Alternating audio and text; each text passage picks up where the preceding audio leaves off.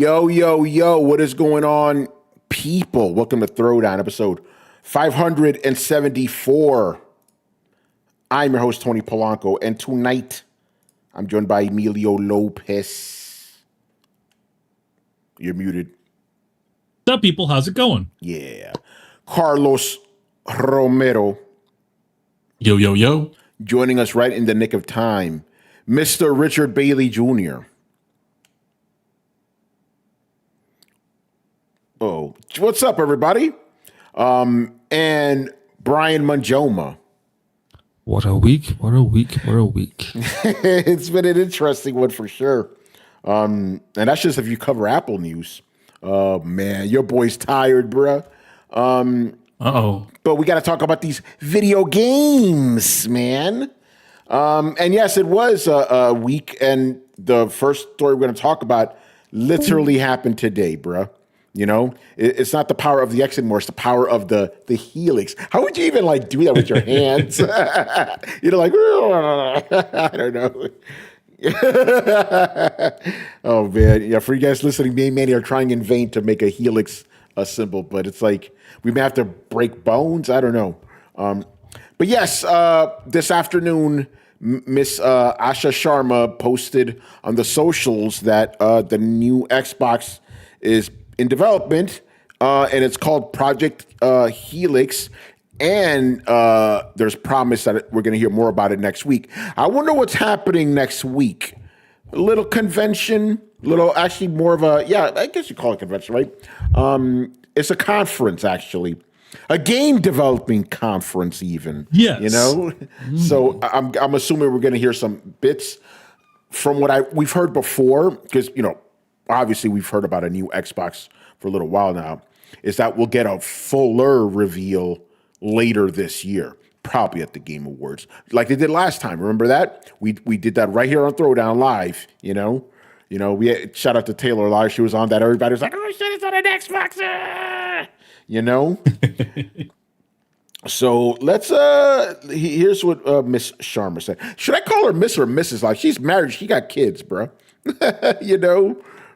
I mean, you could call her Ms., which is either, married or not married. The Ms. Ms. The Miz. Yeah.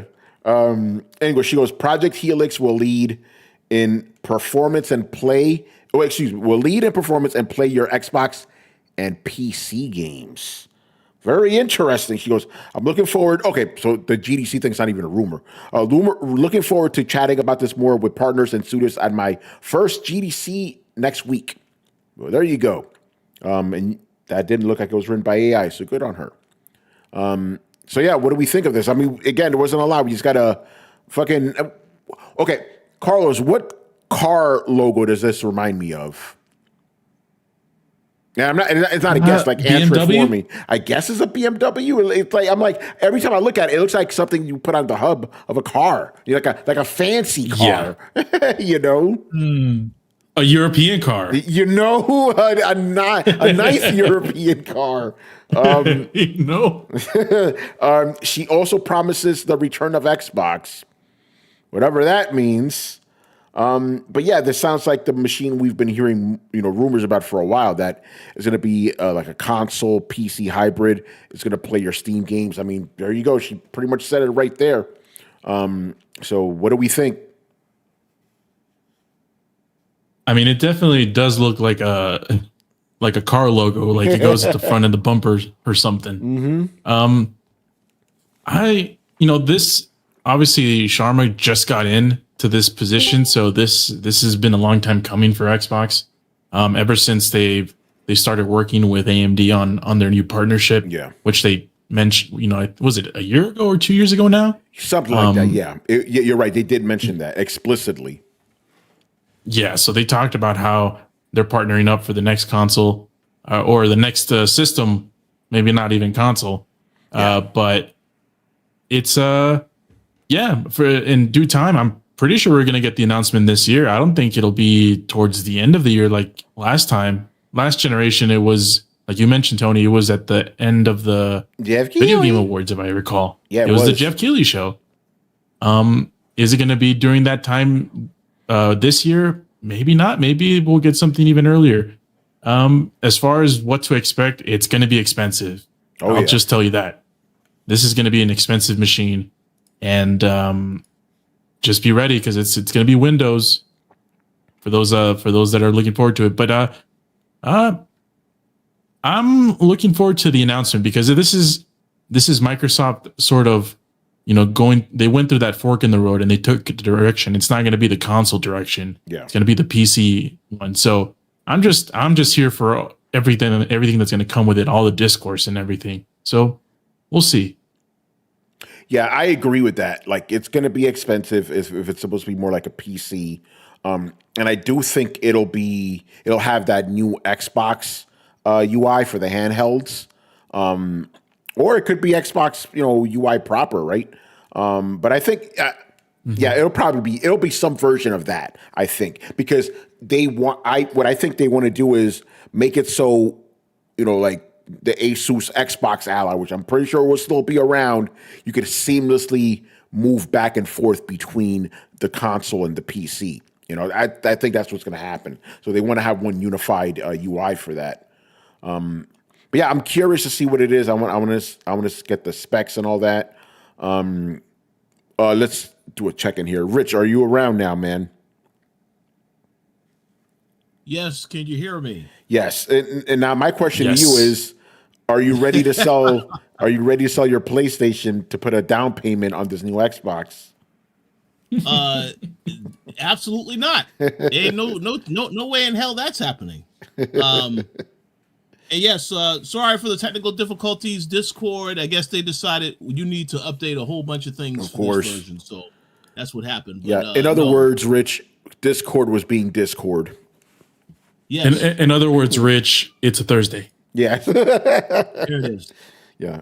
But yeah, go ahead. What are your thoughts on this thing? Or the announcement, I should say. Well, I think it's very interesting that they went on ahead and made this announcement. I know that Sarah Bond had said they were working on the next console before she left the company. So I guess they wanted to reinforce, because again, Miss Hear You keeps saying, yes, Xbox is back. We're bringing Xbox back. And then, of course, she makes this announcement because, again, they want to continue to have a positive perception. I know she has gotten on, well, a lot of people are paying attention to what she has been writing or what somebody has been writing on that account. So they want to try to make everything look positive. Yes, we are working on this system and look forward to it. But, I don't really know obviously looking at new tech, new hardware, there's always some interest. But I'm not necessarily excited about this because what the hell games are going to be on there that's not going to be on PlayStation and any other platforms? So that's a good point. Yeah. What about your PC games though, man? Oh, well, yeah, PC. Absolutely. I am going to have to upgrade this PC, but I don't know if I'm going to be getting that one if it's going to cost $1,500 and up. Fuck. 12. Yeah, if it's expensive like that, no, I don't think so. We have to wait and see. Yeah. Brian, what are your thoughts, man? Well, we knew that this type of stuff was going to happen eventually. Because again, we had the news was last week or the week before that there was a chance that the PS6 was not coming out for another year because of stuff. So it was getting to the point where next-gen consoles would be discussed. So, yeah, let's see what happens. Let's see what it can or can't do. Again, I will hold any full comments when I actually see what it does and how much power it has and pricing, because that's the most important thing. And also, well, second most important thing, the most important thing is what games are coming out on launch. They're not going to be exclusive, I'll tell you that. Yeah, very strong chance they won't be. So once I know that, then I'll give my full thoughts. But until then, it's literally just, again, it's as impactful. Well, I say as impactful. It's as meaningful as releasing a logo. It's like, okay, cool, but what's next? Let's see. Yeah, I'm sure there's a roadmap somewhere in the Microsoft drafts, just waiting to be unleashed to the world. It's kind of interesting to me how they kind of go with these like. Hold on. Oh, go ahead. Can bro. you say something like really quick about roadmaps? Yes. There are some companies that put out roadmaps that were lies. You mean like Xbox?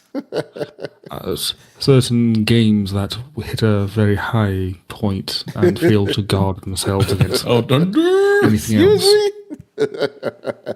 Oh man, forgot what I was gonna say, but yeah, the price point is the thing that most people are talking about. So we're gonna have to see because again, this is probably gonna drop. Oh, by the way, I should say this real quick. I was right. Hip hop gamer style. Right? Actually, more to hip hop gamer style, right? Because I flat out said it. I said this system would come out before the PlayStation 6.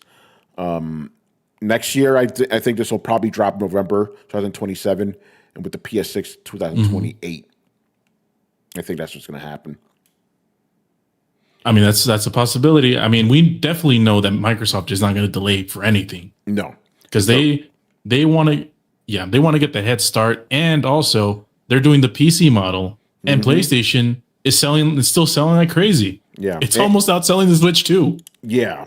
And we're going to talk about PlayStation in a bit. But yeah, the thing I wanted to talk about is like, I'm curious to see if the tariff situation and the RAM crisis will have at least cooled down by the end of 2027, because maybe this thing won't have to be, it's going to be expensive regardless. Like even under normal circumstances, it was going to be expensive, but it could be more expensive than it needs to be, Yeah. By the way, it's not even. Yeah, go ahead. And real quick, it's not even just the RAM; it's the GPUs, it's the storage. Everything is going up in price. Everything, man. No, I was just gonna make a quick aside. I'm like, I when I was talking about the release dates and stuff, I just had this surreal moment. I'm like, bro, I'm talking about the year 2027, and it's next year. Remember when you were a fucking kid? Stories took place in that year, and there were robots and shit. Instead we got like a companion bots on your phone. I mean, not even. I mean, 2027. Remember, 2012 was the thing. Yeah, it was. Like, oh shit, 2012. When that comes, the fucking Mayans, son. Now we're 12 years after Back to the Future 2, bro. 12 years. Yep. Actually, no, excuse me. Yo, man. We will be 12 years ahead. We are 11 years ahead of Back to the Future 2 now. In a couple of months, we're gonna reach the same time that the latest Resident Evil game showed up. September. October. Yeah, October. Oh, That's September, right. not in No, October. you're right. Man, you're right. We will talk about Resident Evil. But yeah. That's the thing I wanted to say that I forgot. I find it interesting how Xbox keeps using these logos for their projects that they never use. Like Xbox Series X didn't use the Scorpio logo in the end, and whatever the other project was before that for the Xbox One, they didn't use that logo, so they're not going to use this Mitsubishi thing or whatever the fuck Mercedes Benz, The Acura logo. The Acura. One thing I like doing, because all the people that were using that the Scorpio symbol, they're stupid, right? So the Scorpio symbol looks like an M, right? So I would always write the letter, Scorpio symbol orons, these morons. Oh man, those were fun times, man. Making fun of Xbox, I don't do that anymore. People on Twitter are too fucking nasty now, bro. Even for me, They'll come after you, man. Man, the other day I just tweeted out that I said I think Paramount buying Warner Brothers is better than Netflix. I'm like, yeah, I'm not happy with it, but I'd rather have them. Ooh, they came after your boy. They came after your for this, really? What the fuck is wrong with you people? Everything gets you angry, even dumb shit that doesn't matter. All right, but Trump. Oh, here we go. But anyway.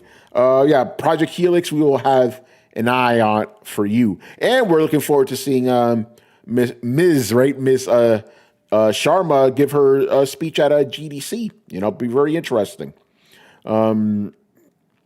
Barry Burton says, announce Helix has 16 gigs of GDR7 VRAM and blows Steambox out of the water.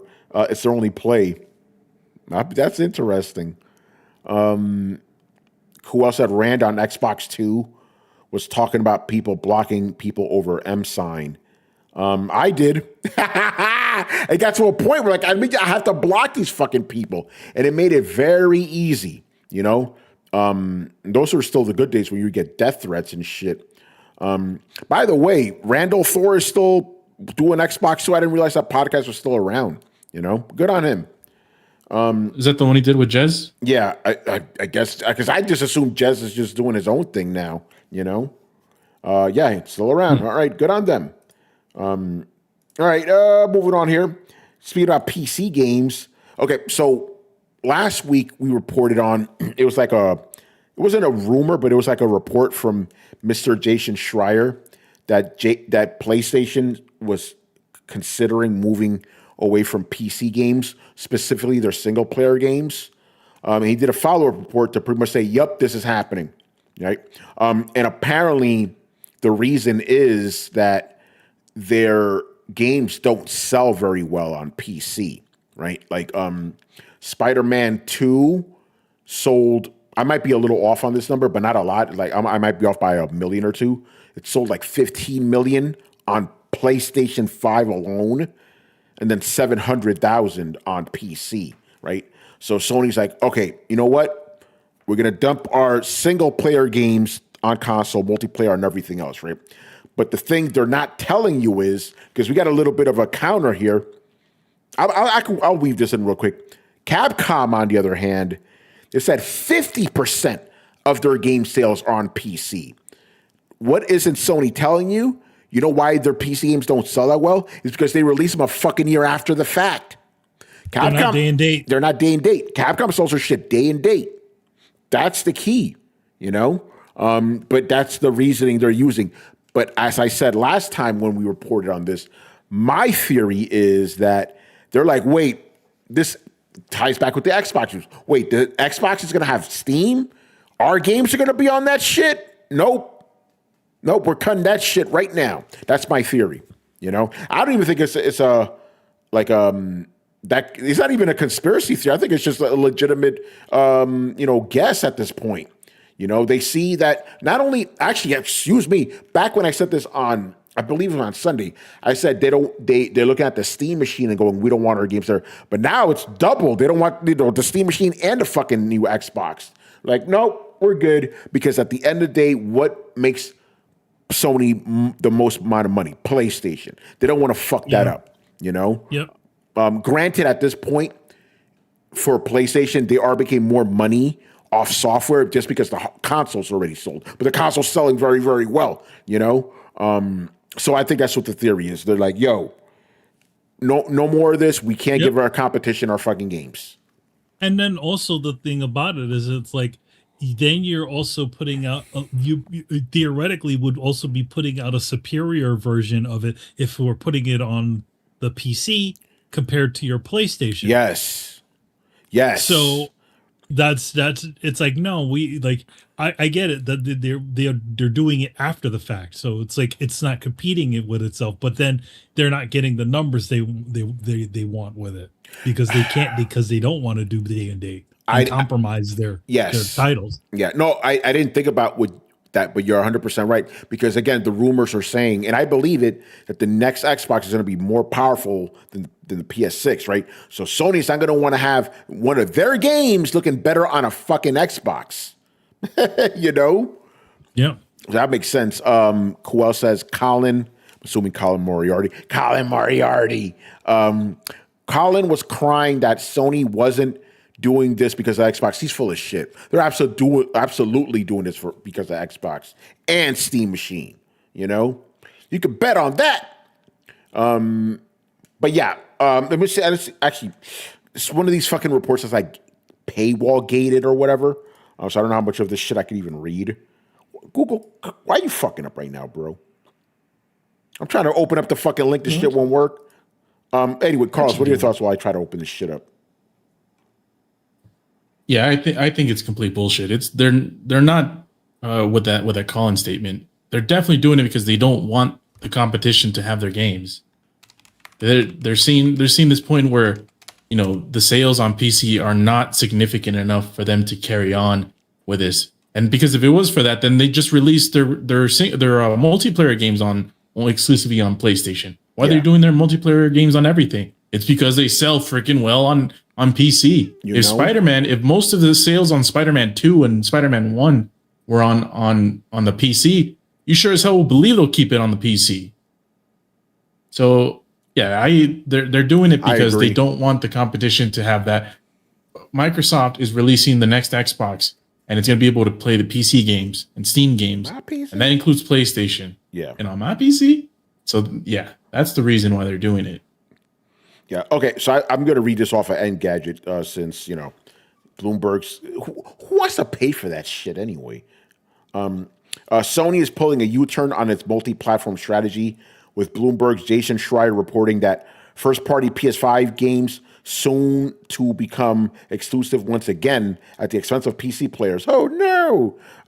Sony started releasing some of its biggest games on PC in 2020 when Horizon Zero Dawn came to Steam. A number of other titles have followed suit since then, including Last of Us Part 1, Ghost of Tsushima, God of War Ragnarok, and Marvel's Spider-Man. But the company appears to have had a major change of heart with high-profile titles like Ghost of Yote and the upcoming Sorrow set to launch only on PS5. Also, Jason Schreier reported that Wolverine, that shit ain't coming to PC either, you know? Schreier was told by anonymous sources that Sony published online games like Marvel Tokon and the Imminent Marathon, which came out today. We'll talk about it in a bit. Because this report is from a couple of days ago. Will remain multi-platform releases as planned. And Hideo Kojima's Death Stranding 2, which launched last year as a PS5 exclusive, is still set for a PC later this year. But while Sony could always change its mind again, it looks unlikely that the tentpole single-player epics that PlayStation has become known for since the PS4 era will receive PC ports going forward. Like I said, to me, this is a smart strategy. As a matter of fact, it's a kind of a toe dip too, right? You got one toe. Toe dip? You got one toe, but it's two toe dips, right? You got one toe over here with the single player, you got the other one over here with the PC, you know? I will also say to you that despite Death Stranding, you do realize that also Kojima does own the Death Stranding franchise. It's no longer a PlayStation franchise, so that's why. And also, I'm sure if you look at who's publishing the PC version, it's either going to be Kojima Productions or it's going to be 505 Games. Yeah, that's true. Yeah, that game is a special case. It's not a Sony studio that made that. You know. Yeah. It was just like Final Fantasy, right? It was released exclusively on PlayStation, but it's not a PlayStation game per se. You know. And speaking about that, Square Enix said moving forward, multi-plat all the way for them. You know, which I think I'm glad you bring this up, Manny. Or rather, you made me think. Bring this up. You can't have a one hat fits, what was it, one size fits all strategy for every company, right? For Sony, it's better to be like, hey, we're going to have single player here, we're going to have multiplayer here. But for a company like Square Enix, it's better to just have it everywhere, You can't like judge everything on the same ground there. But yeah, I know some people that were very upset about this. But listen, man, what makes a console at the end of the day, right? Exclusives. Listen. Nintendo. Do I need to say anything more? Nintendo, bro. Look how well they're doing. Exclusives. Why has Xbox lost its way? Lack of exclusives, right? Sony doesn't want to fuck that up. They don't want to fuck with their bread, So this makes sense to me. Again, I know some people are upset, but buy a PlayStation. How about that? I'm being an asshole. But yeah, what do the rest of you guys think about this? I mean, go ahead. No, Carlos, you go first. No, go, Carl. Oops. Yeah, it's and something that I mentioned every time we had those conversations when Microsoft bought Activision. I'm like, yo, keep it exclusive. keep it exclusive. That's the move. That's, I know it's risky. I know, it won't sell as well, but at least your platform will become the platform. Yep. And they didn't do that.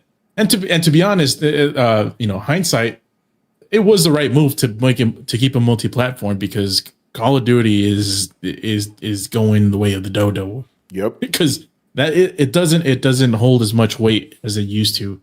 And it makes sense. It's been, more than a decade of dominance. But yeah, for PlayStation, that's all they got. They don't got the Microsoft infrastructure. They don't got anything. I mean, they don't have diversification on the way they make money as well as Microsoft does. It's PlayStation. It's PlayStation or nothing, or we go down with a ship. So they it's smart for them to make their brand as exclusive as possible, and make it as, make their fans and make everyone else want to buy PlayStations. So yeah, I think it's the right move. Yeah. Manny, go ahead. No, I mean, I agree with Carlos said it all right there. I agree. All right. Brian, I want to get your thoughts as our resident PC guy. Yeah, I can see why they did that. Again, the numbers don't make much sense. Like I was looking at the concurrent player counts for the recent games, and it's all easily under 100,000. So that's like Ragnarok, Spider-Man 2, and there was another one I don't remember. So it seems like the initial games did like high concurrent player count, and then the ones after, Horizon 2, that was it. They all seem to do quite well, but then the more recent ones that they came out on PC aren't beating the previous games. So I would imagine that translates to lower sales for the sequels on PC. So I can see them not wanting to put more games on PC, because again, it's probably not financially viable. But this was always the risk when you release a game, year and a half, 2 years after initial launch. Like, you won't have that hype, so it'll always be less to some degree, but I didn't expect it to be this bad. So yeah, I can see that. But again, the thing that gets me is, it's just funny how they're saying that the same month where you have Capcom saying, yeah, like 50% of our games are on PC, so hence we're going to make that like our focus now. And then also you have Shift Up saying that, yeah, Sony wanted, you have Shift Up saying that their next game, they won't be published by Sony, so they're showing that they're moving away. And also Crimson Desert saying that Sony wanted to make their game like a first party, like a time exclusive, and they said no. So it's almost like Sony's closing ranks, whereas all other companies that we know of so far are saying, yeah, let's expand our vision. So it's, again, just funny timing. If that happened any other day of the week when there wasn't that news, it'd be like, okay, just news. But just, again, it's news given this light, which I think is funny. So yeah, let's see what happens. Again, I'm weirdly okay with not getting Wolverine on. Again, I have a PS5, so obviously not fussed. Yeah. But I'm weirdly okay with Wolverine not being on PC, because if the leaks are true with how certain characters are looking, I am certain that there'll be drama. Yeah, I agree with that. Rich, what are your thoughts, bro? Well, first and foremost, Brian made a very interesting comment about Crimson Desert. I will have something to say about that game in the future, and I'm just going to leave it right there. I will too, by the way. We can't say that, at least. Well, I will too. Yep, yeah, you will. And so will I. Yep. Yes, absolutely. So, but to answer your question, I actually don't think this is a bad idea for Sony. The PlayStation exclusives will give you a reason to want to play your PlayStation 5. A lot of people I know, they have moved over to PC because they saw, well, this game is eventually coming to PC, so why do I need to stay on my PlayStation 5? So I think this is a good strategy. However, I also would like to say this. I want to see how this story develops, because one of our very good friends is saying that this is not correct. Uh-oh. And that they have a video that they are going to be putting out after GDC to basically say that what they're saying is incorrect and that PlayStation is still going to be going all in on PC. So I don't know that. I don't know about that 100%, but I think, to me, this is perfect for the games to be on PlayStation, because it will give people a reason to play on PlayStation 5. So I don't have an issue with it. But I know some people are very salty who have PC and can't play Wolverine on PC. They're very salty. So, hey, get a PS5. As simple as that. Oh, man. I will say this, man. I want to give a quick shout out to the Discord crew. Those guys were practically throwing a party. Exclusives are back on the menu, boys. Oh, man. Shout out to Brett. What's going on, dude? What up, people? I'm just getting home from work. All right, good stuff. Brett, what are your thoughts on PlayStation deciding that their single-player games will remain on console only, and they'll only put multiplayer games on PC and other platforms? I mean, it's fucking stupid. Okay. I'm glad you said that, because everybody else in the room thought it was a good idea. So this is good that we get the contrarian view. Okay, yeah, okay. Let me get this straight. So you're going to cross the line, try and make as much fucking money as possible, and now you're just going to try and shove the genie back in the bottle and think that we're all not going to notice that it's obviously for fucking money purposes? Like, you're just going to kill your competition and then bring back exclusivity to try and act like it's for us? Fuck you. Yeah. Well, it's not really that, because I don't know how much you heard of it. Basically, their PC games don't sell that much. That's what's happening. And the reason I said is because they don't release them day and date. Like Spider-Man 2 sold 15 million copies on PlayStation, and then on PC it sold 700,000. So that's that's kind of what I mean. It's that fucking toe dip bullshit again. Like, they're just like look, they're like, hey, we're gonna do away with the idea of exclusives. Sony's exclusives, right? Like, we want to make more money. Oh, what's that? We're not actually selling that many, and it's hurting our brand. Okay, well, we're doing exclusives because exclusives are where it's fucking at, guys. I mean, come on. Really? Yeah. I do agree with that. I think you need exclusives. Nintendo does exclusives. Sony should have exclusives too.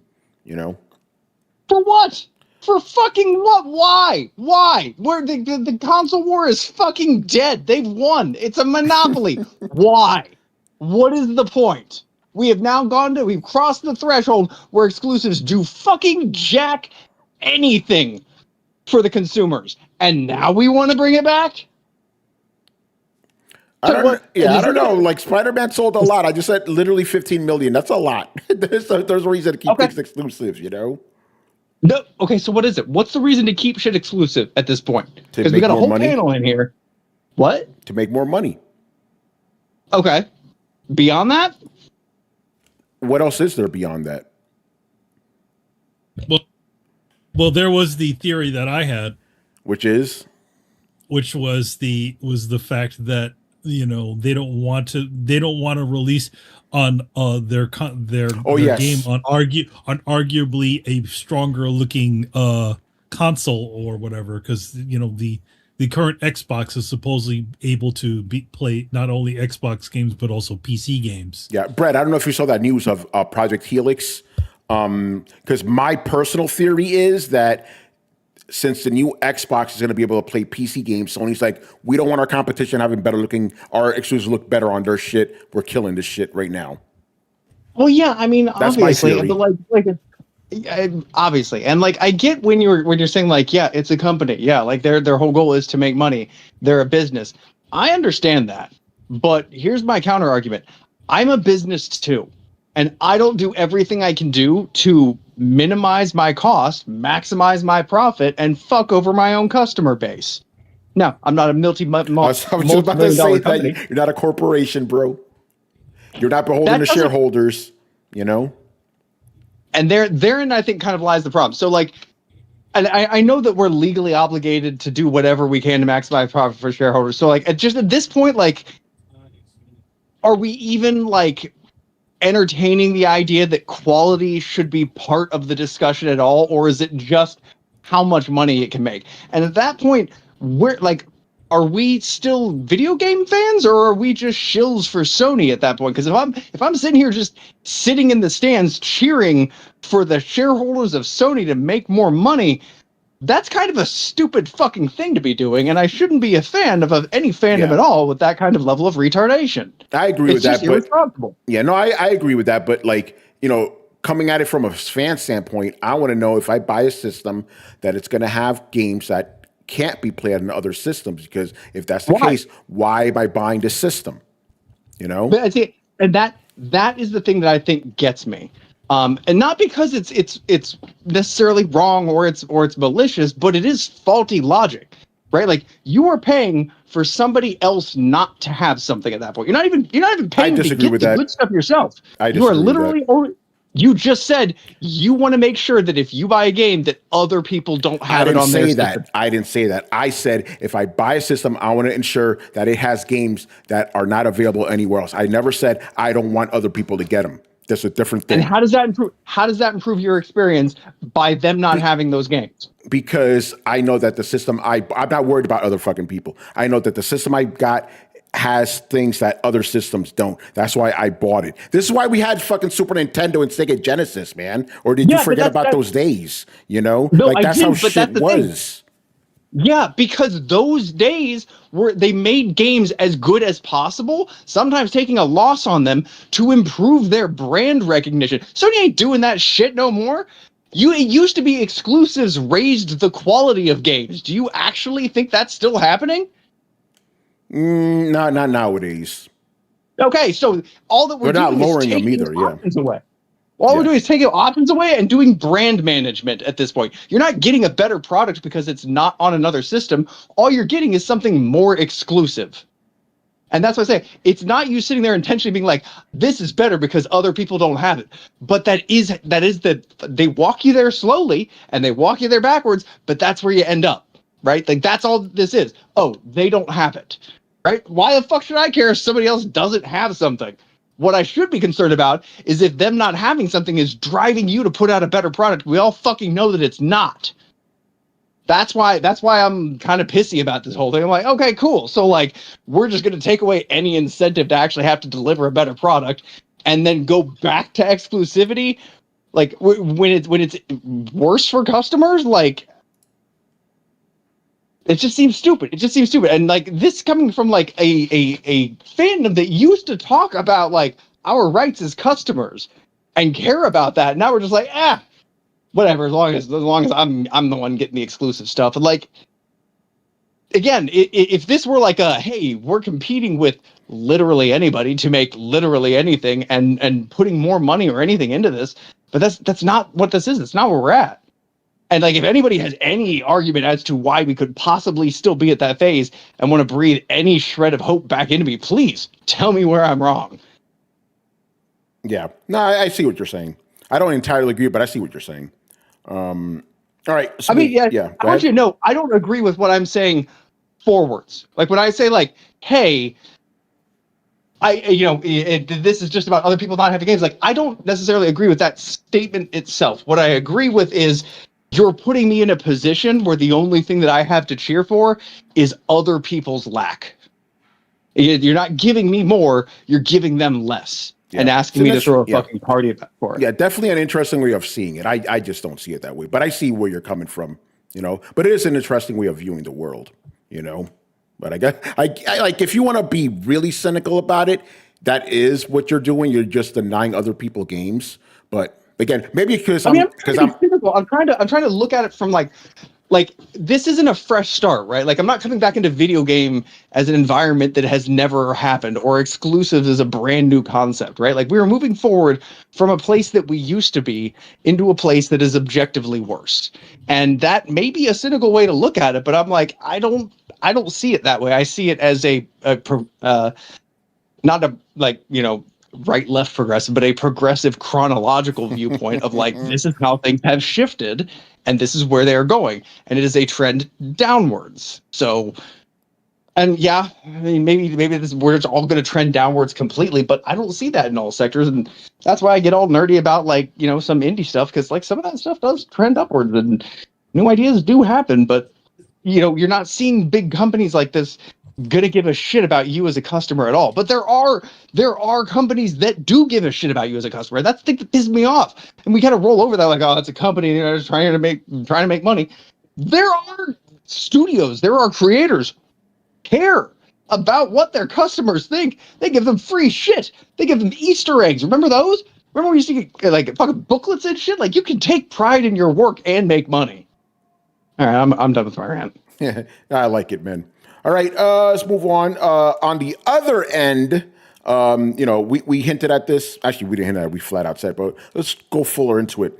Capcom, on the other hand, does not believe in exclusives. They have their games on all platforms, and now they say over 50% of their game sales are from PC. That's pretty remarkable stuff, And I think that accounts for what happened when we saw Resident Evil Requiem. We're going to talk about it in a bit, because that game sold like crazy, But like I said, not every company has a one-size-fits-all thing. For Capcom, it makes sense. Put our shit out on everything day one, and they're reaping the benefits. And it's also remarkable because, remember, it wasn't that long ago where if you had a Japanese company putting out a PC port, it was going to be shit. Capcom has bucked that trend, because I haven't heard anything bad about the PC version of Resident Evil, Capcom Monster Hunter, that's a different story, but Resident Evil, It's a weird thing, because that Monster Hunter game feels like an old game. Like, in other words, it has a lot of issues that an older game would have. Like what? It's a weird one. I don't know. Like, it doesn't seem nearly as polished as, let's say, a Resident Evil or even some of the other stuff they've been putting out. It's a weird. It may just have to be with just the way that team works. It's like you see like low resolution textures and all kinds of stuff that like this game doesn't seem up to snuff. It feels big. I gotta agree. Yeah, but the thing is, like, Monster Hunter World is older, and that doesn't feel dated. You know what I mean? Yeah, like it's a weird one, because I see what you guys are saying. I see what you're saying. Like, you look at that game, like, you're like, okay, it looks good, but then you like look at it, and you're like, it doesn't have that same sort of polish as, like, let's say some of the other titles that they did. But then again, all the other ones are probably smaller affairs. I was just about to ask you that. Do you think it's because of the open world nature? I think it has to be. It might be. I definitely think it might be the open world nature of that game. Yeah. I think it's the secular team. Like, we all know that's like the Monster Hunter team at Capcom works kind of independently. It does, yeah. And honestly, I'm going to say, I'm just going to spit some hot truth here. From Software, my absolute favorite game development studio, kind of does the same thing, right? They're kind of hardcore. They feel a little dated. They kind of stick to what they know works, and they lean more on art direction than cutting edge graphics. And you know what? It fucking works. It works. And I think that Japanese games, sometimes they just stick to the treads that have worked, and it continues to work. I even think the very premise and architecture of Monster Hunter is dated, but I don't necessarily think that's a deal breaker or a bad thing. I just think it's it shows its evolution and its age. The series in as a whole, right? Like, we'll come to a day one time in the future where extraction shooters are a thing of the past and they feel dated. So I think it's but I do have to agree, Manny. It feels off. Older something. It feels off or older. It's a weird thing. Like, it's almost like a port of an old game in a lot of ways. Obviously, they couldn't do all that sort of larger environments in the older Monster Hunter games, but still, yeah. Holy shit, man! You just made me realize that Blue Point made Demon Souls feel less dated than the newest Monster Hunter. Yeah. Yo, man, get Blue Point. God rest their souls. Yeah, right. I was about to say, get Blue Point to fix Monster Hunter Wilds, but too late for that. There's a controversial part to Blue Point on that end. Yeah, well, they're gone now because of some information that came out that was confirmed. Oh, yeah. Did we talk about it? We didn't talk about it, but Miyazaki and From Software did not like the work that Blue Point did on that game. Oh, and Demon Souls. Oh, we talked about it. Yeah, we did talk about that. Yeah. Yes. I was going to throw that. I also want to point out, like, Shocking how much those sales numbers differ when you don't wait a year to release the game, huh? Yeah, right. I'm curious to see how much. Okay, obviously it's not 1-to-1 because Resident Evil Requiem sold 5 million copies. Does that mean 3.5 million were on PC? Who knows? Maybe it. Okay, hold on. It's so 2.5 million. So it's okay. Thank you. So no, that's a lot. That's a No, lot. I'm saying 2.5 million is half of Five. Okay. five. So. Remember, I'm a writer. I don't know math. You know. That was math. yeah, We're all the- creatives. and then like also the fact that it is sort of a somewhat of a return Resident Evil, or it's a little bit nostalgia-y. Yeah. You know what? Since we already kind of slid into it, yeah, Resident Evil 9 has sold 5 million copies in how many days? 5 days. 5 days, yeah. And let me see if I can find this, because this is what really makes it interesting. The amount of time it took the other games to hit 5 million. Let me see if I can I was find actually looking this up oh my god. What's up? Brett? Fuck, thank you. I was trying to find this information as you were talking. I found it. So check this out. Resident Evil, I'm going to do it in backwards order. Resident Evil 9. Actually, no. It's better the other way around. Resident Evil 7, it sold 5 million copies in 437 days. So over a year, right? Resident Evil 8 hit 5 billion copies in 174 days. Maybe close to 4 months, right? Resident Evil 5 hit 5 billion in 5 days. That's insane. It might be, but it also might be weird math. Because, like, here's the thing I'm noticing. 5 million is, I mean, I'm doing real broad math here because, again, creative, don't do math. That's roughly 5% of the market share. 5% of the PlayStations out there bought Resident Evil. And I'm kind of actually sitting here wondering. Remember, that's on every console: PC, Xbox, PlayStation, and Switch too. Oh, okay. I thought for some reason it was on the PlayStation. That's honestly, that's not any better. I'm trying to sit here and find out, like, yes, those numbers are good, objectively good. I'm trying to figure out if this is more ubiquitous than it's been, because it honestly feels a little lackluster to me. Back in the compared PS2 to days, what? Like what? Okay, actually, no. Finish your thought. Back in the PS2 days, I would be shocked if a brand new Resident Evil game garnered less than 10% of the total population. Flat. Period. Yeah, but we could probably look that up. So you're telling me back in the day, if a game sold 5 billion, you would have been like, it's not a lot. I am curious as to what percentage of the people that own the console that they're playing on. I'm curious about the adoption rate. I feel like the adoption rate has fallen, I guess, is probably the easiest way to say that. And you think Despite Resident it sounding Evil? great. I'm confused by this. Like, are you actually? I may be attributing something negative to you, because it sounds to me like you're trying to find fault in Resident Evil's success, which is objectively a good thing here. No, I think Resident Evil is that would be a very weird and personal take, an attack on Resident Evil. No, this is very clinical.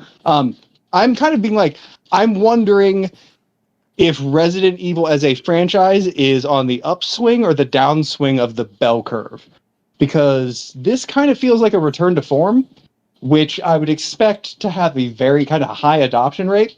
And if we're seeing a lower adoption rate than, say, the height of like Resident Evil 2, 3, Nemesis, right around there, then we're kind of seeing that the people who care about this game and the series are old heads like us, and it's not really so much picking up steam as it's dropping off. And like that's objectively great. Like, here's the thing. But it sold 5 million copies in 5 days compared to months and years. How is that a drop off?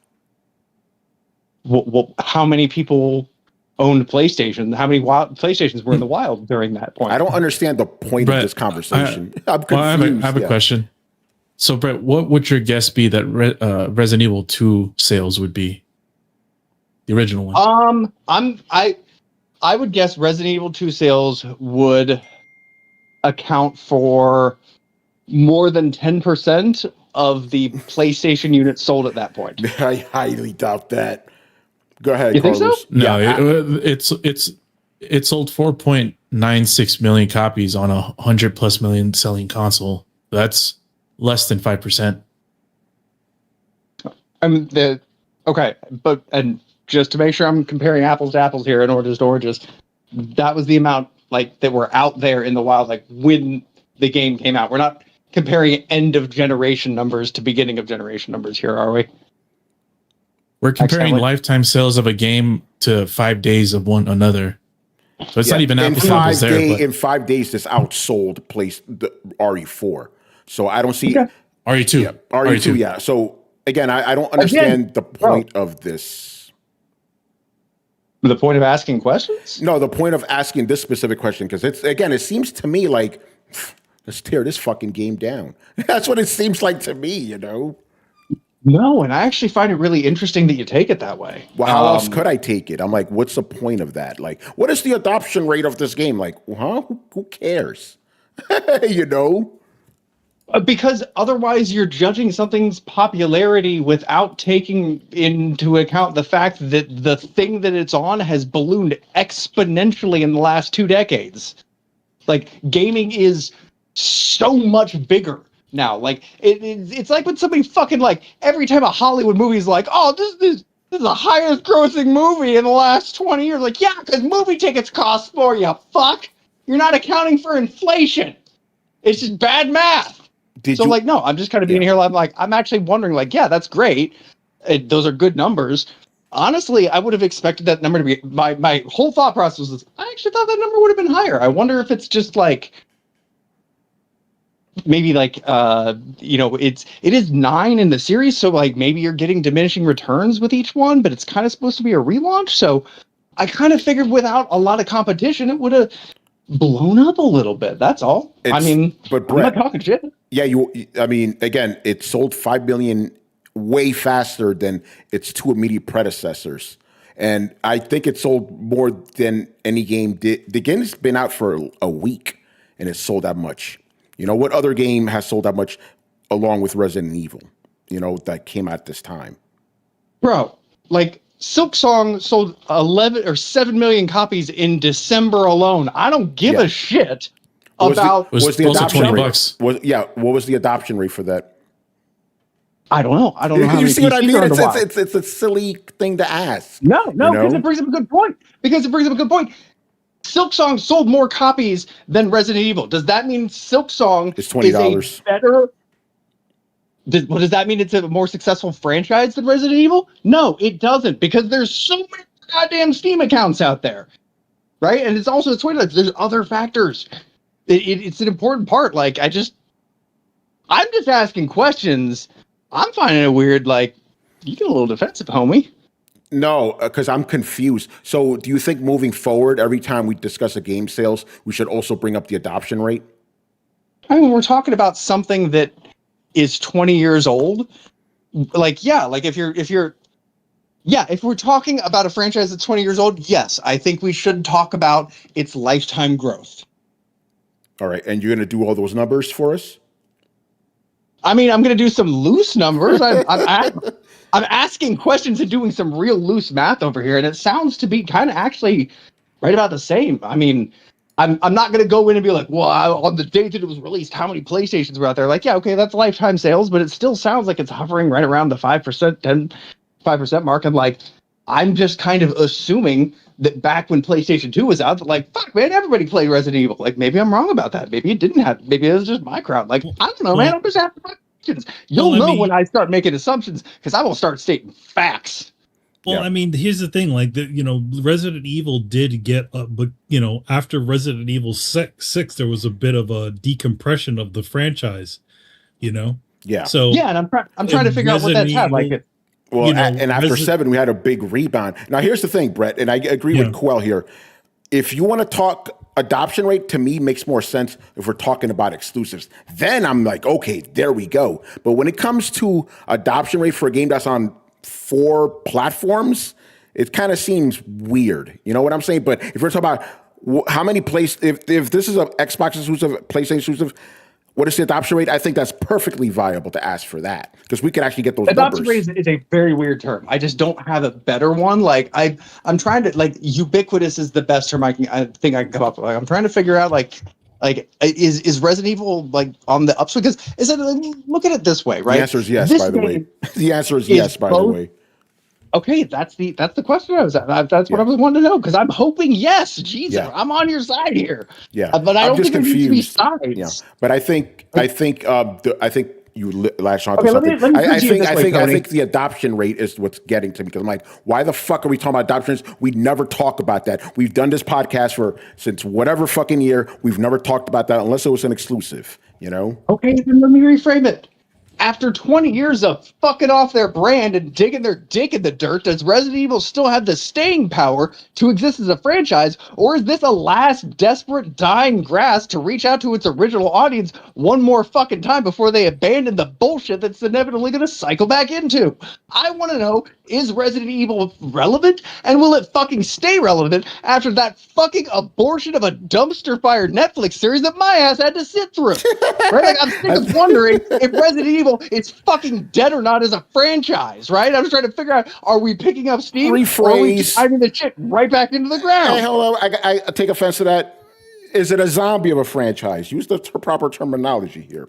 No, it's not a franchise. Like if we're to answer Netflix, though? Yeah. No. Yeah, That no. wasn't even fucking Frankenstein's monster. That was something just glued together with fucking stem cells and prayers and the fucking hope. Like, T-virus cells. That was just that thing. No, 'cause it didn't even have any. That's the thing. To be a zombie, you have to at least have the shell of the original thing you were in, right? Not like the Resident Evil I saw on Netflix was like a Renaissance painting of a cat. Yeah. Right? Is but there somebody who had Yeah, but we're talking about the games here, and I could answer this for you because it seems to me that you haven't been paying attention to the franchise ever since 2017 when the game, because Resident Evil 6 was a fucking disaster. That was absolutely terrible. Dumpster right? fire. Dumpster fire. But when they came back with RE7, where they basically just ripped off PT, right? The series that came back on track. Then we had Resident Evil 2 remake, which like kind of set the standard for modern remakes. And every single game has just been selling better and better and better. So it's not that the 20-year thing is kind of wrong because the franchise has actually been on track for the last 11 years. You know, I was more comparing it to like we just got a remake of Resident Evil 2, which was made when? that one came out like 2018, I want to say, because this is what they've done, Brett. Basically, they released a new game. Resident Evil 2 come out, Tony? 98. Okay, so that would be more than 20 years, right? So do you see where the connection? Where I'm like, oh, we're remaking a game, and Yeah. then the sequel to the game that is that remake, right? Like that is that's the thematic connection right there, right? Like, we're picking back up on Leon's story. Leon's story started in 1998. Yeah. See, that's now where, you're like- getting somewhere. Now you're getting somewhere. Like, because Okay. I did ask this myself. I'm like, okay, the biggest game that's selling right now is for an old franchise. What does that say about the gaming industry? I think that's what you're probably trying to say. You just didn't do it right.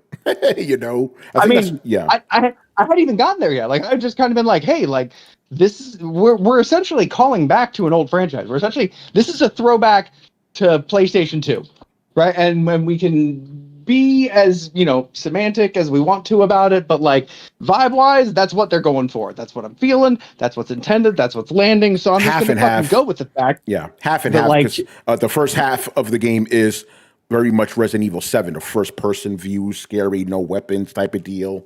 You know, they're doing Very much more survival horror. Yeah, basically, this game is combining both of the Resident Evil games I've done been popular. Basically, RE7 and RE8, which are the very much survival horror, and then the remakes, which are all like action and shit. So this one combines them both because those are the games that have been doing very well for the franchise since 2017.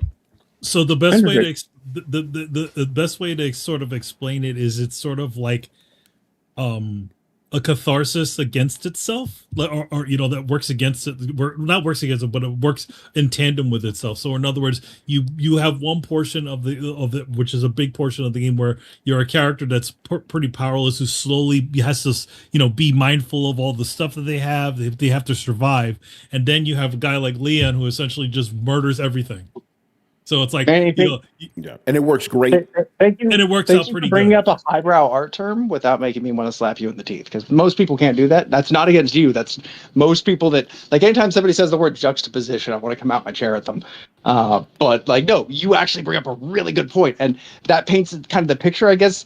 If we're honing in on this, Tony, I guess what I'm kind of trying to wonder here and honing in on is like, is what I'm seeing an evolution and continuation of the thing that I knew when I was a young blood, or is it just kind of rehashed standard stuff? And it actually sounds like it's picking up steam. It's becoming more ubiquitous. It's becoming more well-known. It's learning from its mistakes. It's evolving, and it's kind of going back and picking up the thread to give people access to an old story, and then continuing off that story, which is kind of the perfect intersection between like picking up new players and catering to your old ones. So all in all, it seems like Resident Evil is trending upwards. Which Yes, it is. The information I was looking for. Yeah. I mean, you could have just asked that instead of like all that other, because you were just throwing me off with that, Huh? Let's gather my thoughts. Fair enough. No, but Brett, in my review, I said the only negative thing I can say about this game, and it's not a negative, but it can be the only thing, is that this one does play it safe. Because Resident Evil 7, that was like, yo, we're doing something fucking different now, But this one is like, hey, you like Resident Evil 7, you like Resident Evil 4, we give you this. It's like, oh, I love this, but you can switch your camera angle. So I guess that is something new for the franchise, but it is very much a quintessential Resident Evil experience that mixes the new and the old. Go ahead, Manny. No, that's what you said. Yeah. You said, Okay. You said what you say. I think that this game is going to be awesome. Like, I'm not worried about that. Like, that's great. I'm more, and I think that's maybe what the part that's missing is, like, I have such confidence in this being a success and like a genuinely good game that I'm just kind of taking that as assumed, and I'm more speculating on like market environments and like, how is this going to be received? How are the Youngbloods taking this? Like, I know this is kind of supposed to be a resurgence, like, for lack of a better, this is kind of like the second age of Resident Evil, and I think they led back into it with the remake, which was well received. And, yep. It's just kind of painting a general picture, and it's nice to see, because like I'm an old school homie. Like, I love Resident Evil. I did tap out for a while there. 7 was I'm not that much of a homie. Yeah. Nope. Too scary. 7 was where you can say it was fucking frightening, bro. Especially in VR. You could say it, brother. I could only play that game 1 hour at a time in daylight, because this shit is scary. Oh, no. See, it's not that at all. Because here's the thing. I'm dead inside. Uh-oh. Nothing scares me anymore. And I don't say that in a way that's like, oh, that's funny. I mean, I don't feel fear the same way. And it's sad. It really fucking is. So, like, horror games, that's the reason I didn't play the Alien game. I was like, I mean, maybe I'll get a little burst of cortisol, but like, do I give a single shit? No. Am I able to be jump scared? No, not really. I have no idea what died inside of me, but apparently this is the way that I am now. So like, it's not that. It was the Hills Have Eyes vibes, and I'm just like, it just feels gross. I'm not feeling. By the way, what you just described is how I am with horror movies. I'm like, I'm not scared of this. Yeah, like I can. The only thing that actually gets me scared are horror video games. Horror movies don't do anything for me. Like, especially ghost movies. I'm like, what the fuck is this horse shit? So I understand. The I get is actually Dark Souls. Like, the closest you'll ever see me get to like feeling scared in a game is like a Souls game, and I think that's the thing that gravitates me towards it, because I'm like, what the fuck is that? Otherwise, it's just, you're like, oh no, I don't have enough bullets. This is a pain in my dick. Yeah. I still think the scariest game I ever played was Fallout 3 on PS3, when you could just lose your fucking save at any time. That was frightening.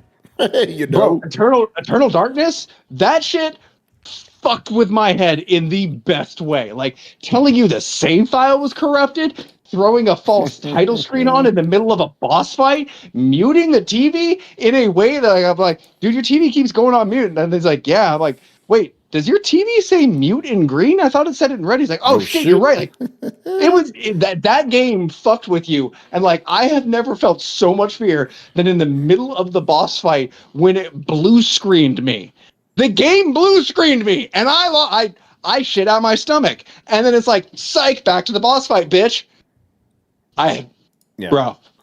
But yeah, if you haven't played it, play it. And I saw my buddy Ralph play that before. It was a pretty crazy game. But yeah, I do want to say this though. If this was Square Enix, they would have been, these sales are disappointing, because you know how Square Enix is. Capcom, they're fucking celebrating, and I think they're rightfully so. Celebrating, so good on them. The game's fantastic, man. I got to bring this up, man. Kid Smooth, what the fuck, bro? Oh man. Okay, I'm gonna try to be careful of spoilers here. So he tweets out, and this is about Resident Evil Requiem. So the Elite Soldiers mission is what will force me to quit RE Requiem. Dude, that's the easiest part of the game. They're just dudes. Shoot them and kill them. Oh man, Kid Smooth is hilarious because one of his things is like he's just very, very bad at video games, and people get enjoyment out of that. But I'm like, because there's literally a mission where you have to fight not zombies, not you're fighting regular human soldiers. That's the easiest part of the game because you just shoot them, they're dead. You know, but they're human. Throw a smoke bomb, fuck them up. But you know, he's not meaning like in a narrative way. No, he means the gameplay way. Oh, God damn it. You know what? I'm gonna take back that groan. I think that there is a place for people to watch people who are terrible at video games, as long as everybody knows. Mm-hmm. I agree. All right, and speaking about failures, that was a perfect segue there. Highguard is shutting down. I can't believe it. Hey, it lasted longer than Concord. No, I can't believe like Jeff Keighley was so right. Like it took me a week to be shocked at how bad they he said it was only going to take 24 hours. Yeah. What I find interesting, do you guys remember that article from PC Gamer? This was like a week or two ago. They were like, Highguard is not a flop. I want to know what that writer's saying now. It's a flop, motherfucker. They're shutting it down, you know? And we all knew they were shutting it down. And like I said before, I blame this squarely on Jeff Keighley for uplifting this game that shouldn't have been uplifted. If they would have shown the shit during the middle of the show and then they would have had that stealth drop, I'm not saying it would have been a success, but people would have been like, oh, that's kind of interesting. But since they were like, oh, this is the last game of the show, this is going to be crazy. Expectations high through the roof. And then Jeff Keighley, oh, you're going to be sorry in 48 hours. Yeah, con guard. So yeah, this game flippity-flop. Remember the developers we were saying, we don't need that much of a high player count to survive. Yes, you do. Yes, you do. Fuck out of here with that bullshit. So again, another one of these fucking games as a service slop things is dead. And I think that's a good thing. You know, no one's going to mourn this shit. I'll tell you that. What about, yeah, go ahead. I might be out of the loop here because I know I missed a couple of shows. Life's been hitting me hard, guys. I apologize. I'm not sure if we talked about this, but like, did we touch on Jeff Keighley possibly owning at least partial stakes in that game? We talked about not only that, but Tencent funding this game and also Tencent being on the board for the Game Awards. Okay, cool. Yeah. Okay, yes. So I think what we're seeing here isn't like the failure of a game. I think they were trying to launch a new way to make a game. Basically they're like, hey, you know, a way that we could get around a lot of this financial stake is like, what if we just give everybody that reports on the game a little ownership of the game so that, you know, it becomes kind of a Ponzi scheme where it's its own success, you know, pays everybody who puts into it. And I genuinely think like this was them kind of testing the waters of like, well, what if we just kind of like align everybody's motivations and just tell them what they want. I think that'll work. And I'm really happy it failed, but I'm also objectively a little horrified because I do feel like they were just trying to fucking sideline everybody and just strong arm the whole process and be like, look, if we could just control the entire funnel from Jeff Keighley's face to your mouth, we could just put whatever fucking games in there we want. Doesn't matter. I think the thing about it is that people can tell when the gaslight is happening. Yes. When people overly start saying you're going to like this, then people start to push back on that and be like, no, I don't know if I'm going to like that. I don't think I am going to like that. You know what's funny about that, actually? I just read a study that was talking about, talking about the context of Zennials, but like versus people our age. And how people our age motherfucker. Yep. By the way, Yeah. the reason I say it is because people don't like when I call myself that, but I am. I was born between 1977 and 1983. That's the Zennial age. But it's first up the Oregon Trail generation. It's much easier. I like that. I like that. Yeah, that generation. It's a micro generation, but it's my generation, and I like it. Yeah, same in there. But like Gen Z are going by Zennials now. It's fucking stupid. So just like let them have their little retarded party and just go with Oregon Trail. It's a cool name. Thank you for telling me that because I didn't know that they're calling themselves Zennials. I'm sorry, but you motherfuckers. That's our label. Anyway. Dude, they steal everything. That's their whole thing. Yeah. Like they just just discover everything. Like you could literally hand them Mark Twain, and they'll be like, "Bro, you guys should see this book. I just found this book called Mark Twain. Like, bro, like, we're talking about the. You know what? I'll stop because I could go off on a rant about Gen Z. But go on, man, go on. Oh yeah. So they were saying like people of our age, like we grew up with games that they forced a failure state on you, and that forcing of a failure state made you step back, reflect, yes, and kind of like judge. It enticed critical thinking, and I can't help but realize that every other form of media has been overtaken by idiocy, but the one that accidentally trained us to think and question things is having a whole hell of a lot of trouble. Yeah. Although I don't know if it's the same study, but I did see that how basically, like the games we grew up with, they did teach us all that. But then the games that the kids are growing up with now, they're easy because they tell them where to go, what to do. Yep. Yeah. Same study. Yeah. But like, it doesn't, there's no like, they auto save, like there's no resilience. Yeah. There is no, oops, you failed. Start the game over, bitch. There's none of that. That doesn't exist. And so like, they can just kind of like, keep floating forward and fail upwards. But where I think it's relevant is like if you look at how the video game industry has fought back against gaslighting, it's just kind of ironic that the video games themselves are the thing that taught us to recognize said gaslighting and critically think to begin with. That's a good point. The hell were we even talking? I'm just thinking about fucking millennials now or Zennials, whatever the fuck they will call themselves now. These are the same people that invented, quote unquote, silent walking. Do you want to take a guess what silent walking is, Brett? I feel like my brain is an Ouroboros of stupid right now. Is it just walking without making noise? No, it's actually stupider than that. Oh God. It's going outside without AirPods or earbuds in. And just walking. The same thing we've been fucking doing for 100,000 years. Oh my God. They discovered this. They also call it, there's also another one called, similar, called silent showering. Yes. I mean, I don't like games when I shower. Fuck you. This is why these are people, Brett, I'm going to go off on a rant. It's not about video games right now. This is why people who aren't constantly looking at their fucking phones are terrified when they have to sit with their own thoughts because they're not used to that. Like there's this constant stimulation every minute of every day. And when they're alone with their thoughts, they're fucking terrified because they don't know what to think. And because they may discover they're either fucking assholes or have no personality. So you know what I say? Put the fucking phone down, stare out a window, and think about shit. It'll do you a world of good. You know, I've been doing a lot more of that lately, man. I had a dentist appointment the other day. I could have easily scrolled my phone. You know what I did? I sat there for 20 fucking minutes just thinking, you know?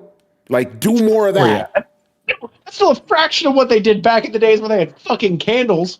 Yeah. Like, don't even get me started. Like, the amount of self-reflection people from, like, the 1700s did. Like, that shit's just fucking crazy. I was going to say something. Nope. There you go. Nope, lost again. Oh, well, it wasn't that important, I guess. Yeah. Just wait until they discover this cool thing that they're going to call hydration fluid. Gamer sense. Oh, man. You mean this shit? What it is. I legitimately, I have to share the story before I forget. Go ahead, I bro. legitimately sat there in absolute bewilderment as I heard a Gen Z person asking a Gen X person, I guess they just fucking discovered Goonies? And they're like, but like, y'all didn't like just like ride bikes around all day for real, did you? And the guy was like, I'd be like, no, we did. We got on our, like, we didn't ride a bike for 8 hours straight. You went into the woods and played with firecrackers or porno mags or something like that. And every once in a while, you came across a group of other kids who were bigger than you and meaner than you, and you had to figure out what to do about that. And found a dead body in the woods. If it was the weekend, you would wake up, have your breakfast, watch some cartoons, go outside, come back for lunch, go back outside, come back for dinner. Your parents will tell you, get the fuck out of the house. Don't come back until it's dark out. But nowadays, you know, these fucking kids that were just coddled, you know, they had helicopter parents and shit, you know, like they weren't like us. We were just told, go outside. Don't stay fucking home all day. Stop watching TV. Stop playing games. Go outside, do something. Now it's like, oh, you can't go outside. What if there's murderers out there? You know? That's the point. That shit was like fucking Pokemon. You'd be walking through the tall grass and somebody leap out and kick your ass. We had to deal with conflict, motherfucker. Yes. Oh man, there's a movie. There's a movie called if you guys never heard of it, called Kenny and Co. Right, and it's probably the best movie about childhood. Literally, like all the shit that kids would probably deal with at the time. It's not like even sugar coated. Yeah, we dealt with a lot of shit, you know. But now, like again, but it's not now. It's been like for the last 20 fucking years, probably longer than that, where parents just coddle their kids. They don't let them go outside anymore. They're afraid of what'll happen, even though we're actually safer now. You know what the way we grow up is called nowadays free range children. Free my God! I think it's called a visit from CPS. Here's the thing. I've heard that term. That's what it's for. Why? Don't you mean regular fucking kids? Free range children is essentially like chickens, kids that are just allowed to essentially, you know, go outside and do all kinds of stuff. Wow. And not have parental supervision. That was most of our childhood. Yes. A lot of our childhood. Dude. I think a conversation I heard, they're like, I think the kid even asked, like, wasn't that dangerous? The guy was like, yeah, I rolled a four-wheeler over on myself. I broke my arm. Yes. Mm-hmm. Listen, I could tell you stories, man. The amount of shit. I still got scars when I was a fucking kid, bro. It happens. Anyway, video game show. Let's move on because we got one more story. Has anybody played Marathon? Because the game is actually out. I hear. Is it free? I don't know. I can't remember. In general, like in the room, and I don't think any. I mean, I don't know. Maybe Brett, you've been playing Marathon. I don't know. Hey! I didn't do anything to you. But yeah, I just find it interesting that this game dropped today. I don't hear shit. It could just be me. Could just be my feed. But I don't hear shit. I hear motherfuckers talking about the Xbox, literally just a logo over this game. Mm-hmm. Bro, yeah, I don't even care if it's more than a logo. If you're getting outshined by Xbox, you're doing something wrong. Shit. Damn. Oh shit! I I feel got like I feel like more people are talking about the Capcom spotlight than talking about Marathon. Oh, we forgot to talk about that. You know what? Fuck Marathon. We don't care about that anymore. Manny, what happened? Real quick before we go on. Oh, actually, no, go ahead. Okay, actually, if you guys want to talk about Marathon, we can talk about it. Go ahead, Brian. Oh no, no one wants to talk about that game. When you said who's played Marathon, I was tempted to jump in and say, looking at the numbers on Steam, no one's played Marathon. Damn! See, this is what happens when you tie yourself to a concept like AI that nobody wants to touch with a 10-foot pole. Not only do people not want to enjoy your product, they don't even want to talk about it because it harshes the vibe. Well, in this one, it was worse because they were stealing fucking art from a specific artist. You know? Yes. It's like, Well, yeah, but I mean, like, there's that, but I feel like that's a nuanced conversation. I feel like as soon as you say AI was used in this, we were like, well, I'm done, and just check the fuck out. I mean, that happens too. You know, which fine. Yeah. But yeah, it's actually no. Seriously, is there anything meaningful we could say about Marathon? I don't know. I don't know anything. And I mean, to be honest, I feel like there's no real interest in it. So Yeah. If it helps, Ninja has decided to quit the game. Oh, Ninja quit. Oh shit. Yeah. That's something. Well, you know, he's just like, yeah, I've had enough. Like, come on, guys. Like, they really should have just remade Marathon, like the original Marathon, Yeah. instead of doing this stuff. Because all it is Marathon in name only.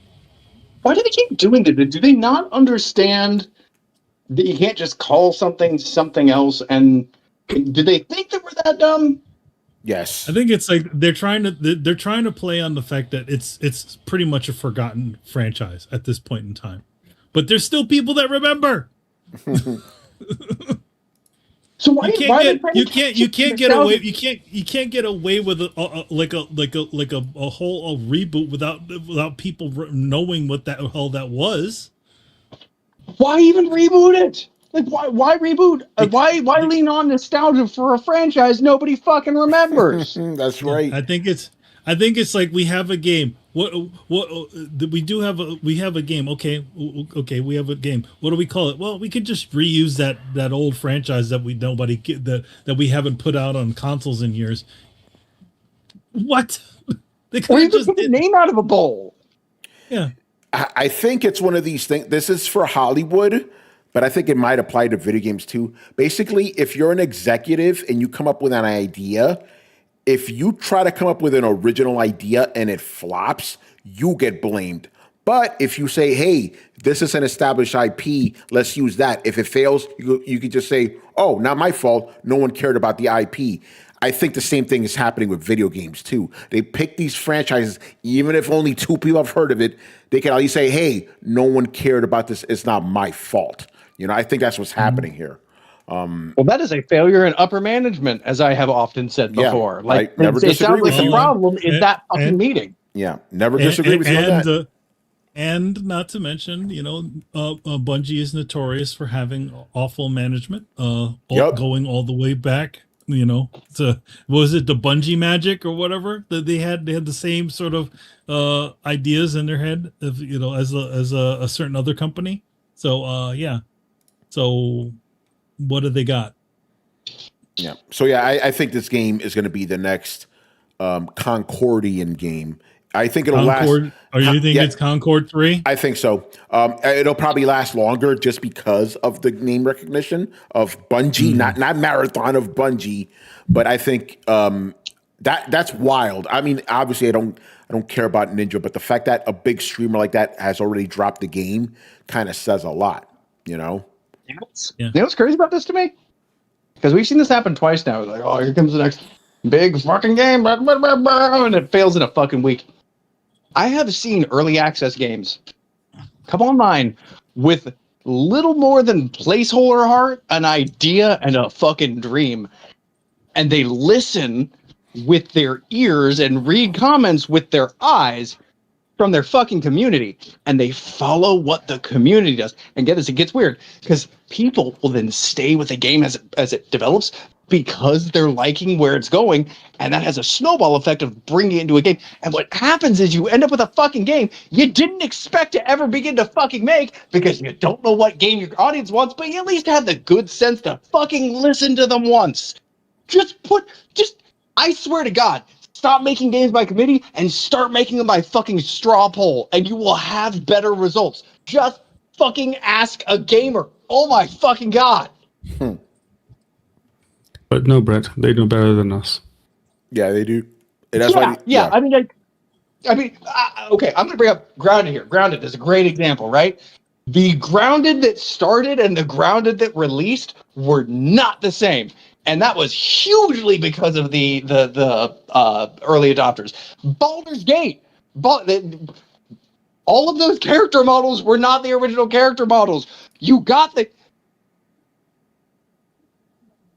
Oh. Everybody in that game looked the way they did in that game because players like you had come before and went, Shadowheart looks fucking weird. And that's why you have good Shadowheart. Like, it's... And I just get mad. You can hear it in my voice. I just get mad because not only studios, but gamers themselves shit on the very idea of this early access, even though it's produced some of the best fucking games we've seen in a fucking decade. And I don't know why. Why can we all just... Why do we want to take the players away from the power away from the players? Like, even us players, like, why do we want to do that?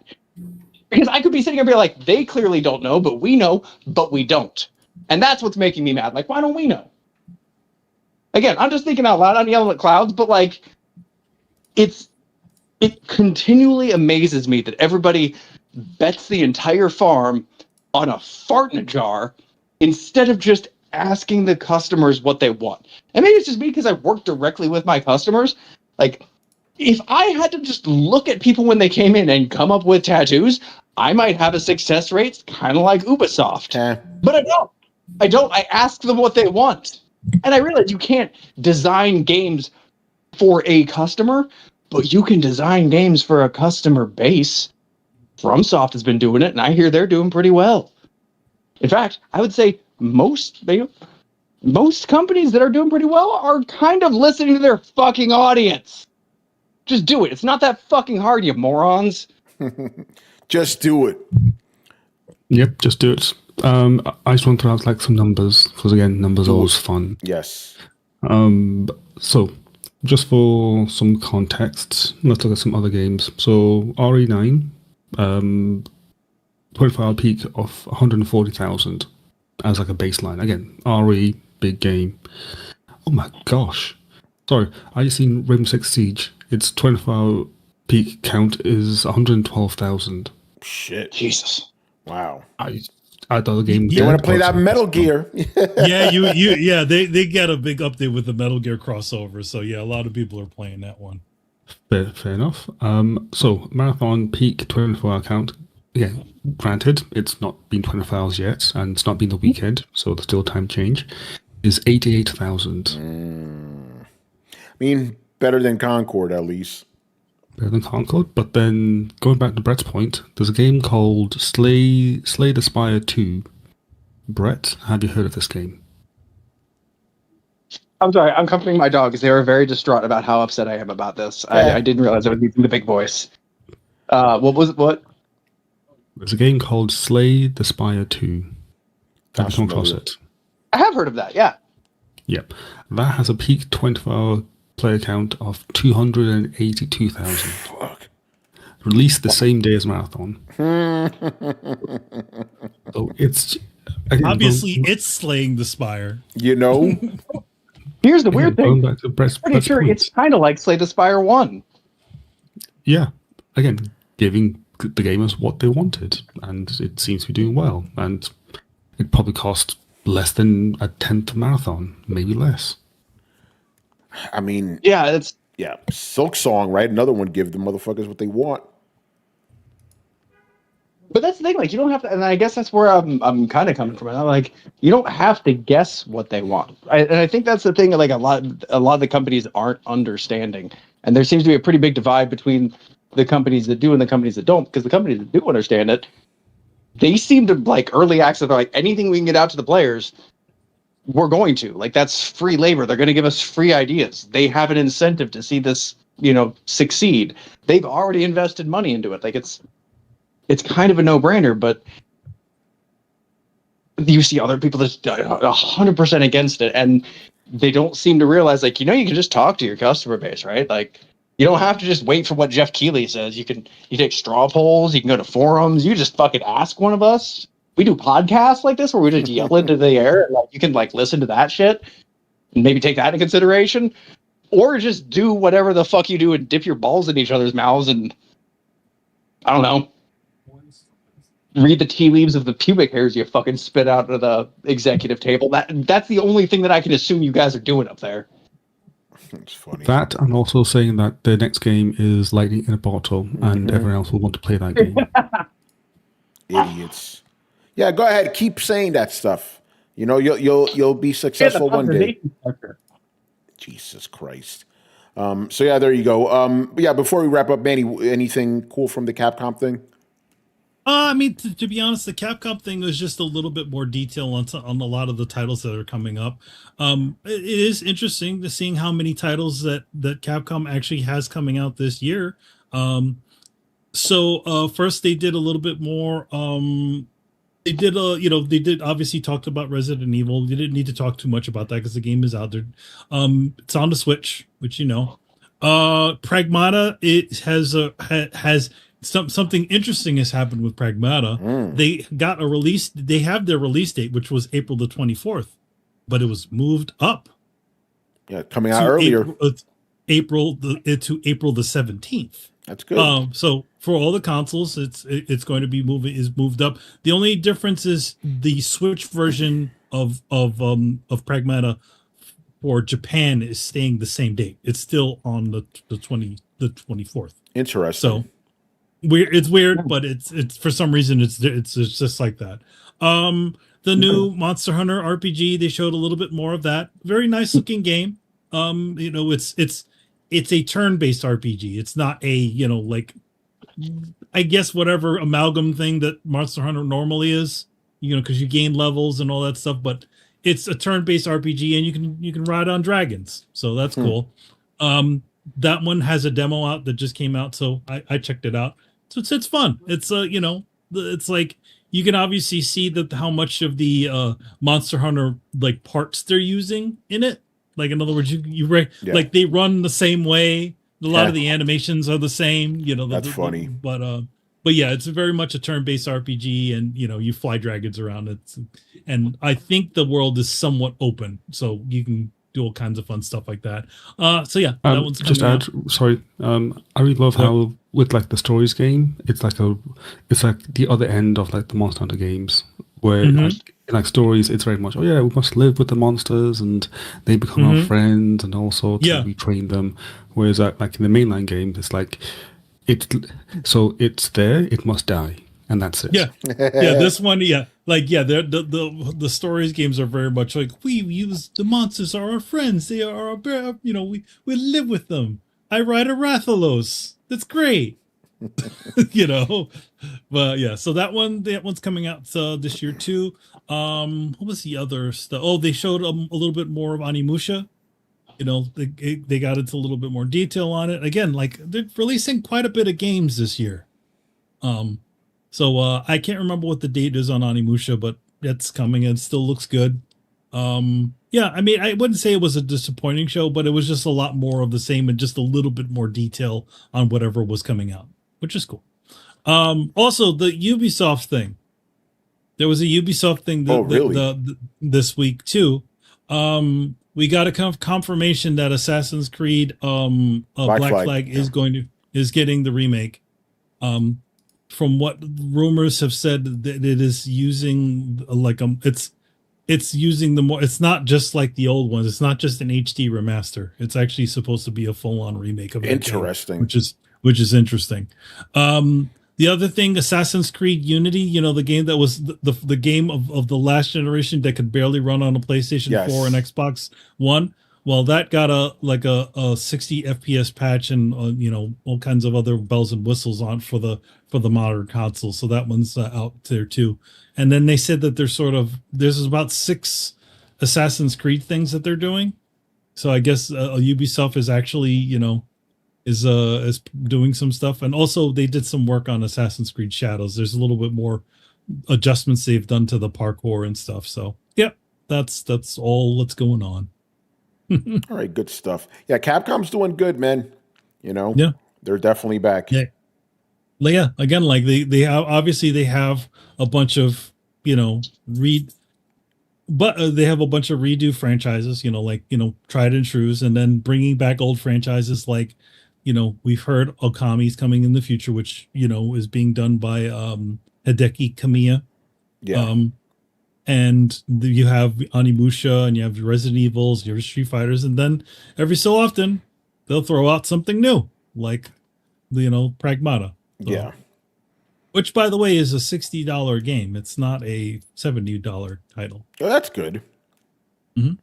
By the way, because I'm scrolling through Twitter as I always do during the show, I will give Kid Smooth a little bit of leeway if he's actually talking about that one boss fight against that elite soldier. That one is tough. If he's talking about that, then I'll give him a little leeway. You know what I'm talking about? If it's that one, yeah, I'll give him a little leeway. I'll give him a little. It took me a couple of tries, I'm like, what should I do with my life? That was probably the hardest boss battle that I had in the game. I mean, yeah, yeah, it was tough, and I liked it, because it was like, yo, I keep getting fucked up. So if he specifically, but he said soldiers. That's the thing. It's like maybe you typed that S wrong, because if you're talking about this fight, yeah, I got you, bro. Yeah, it's pretty tough. Man, I want to replay this game, man. It's so fucking good. And it's short. And it's short. That's the other beautiful thing about this fucking game. You can beat this shit in 10 hours, 10, 12 hours. I'm like, can we get more of this, please? We don't need fucking 100-hour fucking games. Just something I could beat in a weekend. I could move on with my life. Or replay again, Go ahead, Carlos. Why not both? What about both? The whole I want to replay this game, but I don't want to replay the first part of Graces because that shit is scary, man. Yeah, but it's less scary now, because what's happening. It's less scary now because you got New Game Plus, and you get to keep all your weapons. So you're good. Kind of. That is true. Yeah, kind of. You get to keep some stuff. Mostly with Leon, with Grace, not so much. I think you keep some of her upgrades. You keep her upgrades, so which is good. Yeah, like the steady aim and stuff. So yeah, that is good. The steady I want to aim go back and and get all those coins. Coins. Yeah, you know what I'm talking about. By the way, I forgot to talk about this. Fucking Sony's trolling, man, because that report comes out about them not, doing single-player PC games, and then they come out with a PC version of the DualSense controller, which is hilarious, which is also interesting because the DualSense is already compatible with PC. I don't understand what they mean by how is it more compatible? It's already running it. I honestly think they're just grifting you. It's the same fucking controller. No, I think that's what it is. I think it's the same stupid ass controller. They just decided to include the cable with it. Yeah. I've never used the DualSense on PC, but is there something funky with the rumble? I don't know what they call it on PlayStation. That's a good point. I have used, yes, there's a specific signal that goes to those titles. But here's the thing. If you have games that support it, it works. Yeah, it does. I played Spider-Man 2 with it, and it does work. The haptics. The haptics and all that stuff work. But like Manny said, the game has to support that specifically.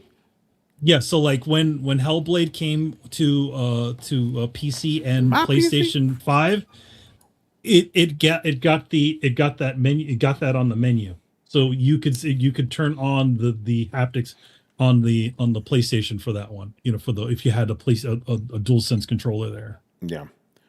But yeah. Generally speaking, I don't. When I'm playing on PC, I use an Xbox controller. That's what my mind just kind of puts it as. Like when I'm playing on a different system, I like to use a different kind of controller. All right, man. Let's start wrapping it up here. Rich, what's coming up on the Coalition this weekend? Yeah, first and foremost, shout out to Mr. Adam Vale in the TV terminal.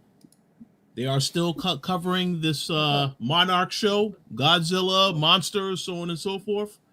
So be sure to check that out because I think they just reviewed the next episode, which drops tomorrow.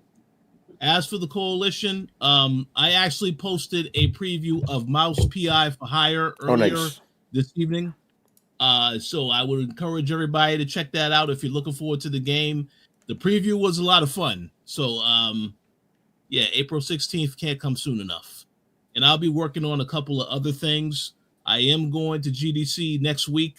So that was my next Excuse me? Yeah, let's go. Oh, yeah. Yeah, I am going to GDC next week. There's a couple things that I will be seeing that I will be able to talk about in the future. Obviously, can't say too much now, but stay tuned. Yeah, so is it true that you have an exclusive interview with Asha Sharma? No, that's not true. Maybe Hip Hop Gamer does though. Maybe it's Hip Hop Gamer. Yeah. Maybe did he win his NAACP award? It's a good question. That's a good question. I'm not sure. Because I didn't see him on the stage with Michael B and Oh. But sure. But yeah, Rich, definitely looking forward to hearing your report from GDC. That should be pretty cool. Oh yeah. Yeah. All right, Manny, what you got? Blood and Thunder number 11. So we got one more issue after this, but yeah, this one is coming out. Is out now. So yeah, if you are interested, it's at your local comic store, covered by Carl Randolph and myself. You can see. Yeah, it looks good. Cool cover. So yeah, that's out right now, and this will probably let this go a little longer, but TMNT Battle Nexus number 5, which is also out on the streets right now, covered by Carl Randolph and myself. On the right side, I guess you would say, doing the 2003 stuff, and then on the left side is the director of TMNT 2012. So it's a cool crossover cover. And I think I said before, if you haven't heard it, if you do miss out on the cover, it's all good because they put all the covers inside of it as well, without any of the cover dressing. So good stuff, all out. Get it at your local comic book store or on whatever application you get your digital comics in. Man, I'm glad the camera stayed good that time. Everything came out nice and crisp, because it's usually garbled mess. People can't see the beautiful covers, Yeah. All right, man, we're done here. So make sure you follow Throwdown on Twitch and Twitter. Subscribe on YouTube. Join the Discord. Shout out to the Discord gang. As always, you guys were hilarious this week. You guys were hilarious. Oh, man. Exclusives are back on the menu, boys. That was you, Carlos. That was a good one. Motherfuckers were happy about them exclusives. We're also, and of course, you can find us on your favorite podcast app. Links to everything down below. Once again, I was your host, Tony Polanco, and tonight I was joined by Emilio Lopez. See you next time. Carlos Romero. Peace out. Brett Murdoch. I'm gonna stop pounding 2 months before I come on the show after my work. Woo. Oh, shit. Richard Bailey Jr. Have a good weekend, everybody. And Brian Munjoma. Man, these Concord games keep coming out way too fast. I wonder how. They keep coming. They keep coming out fast. They keep going away fast too. Kind of interesting. All right, guys. We will see you on Sunday. Later. Peace. Laters. Deuces. And don't forget to set your clocks. Daylight savings times. Peace out.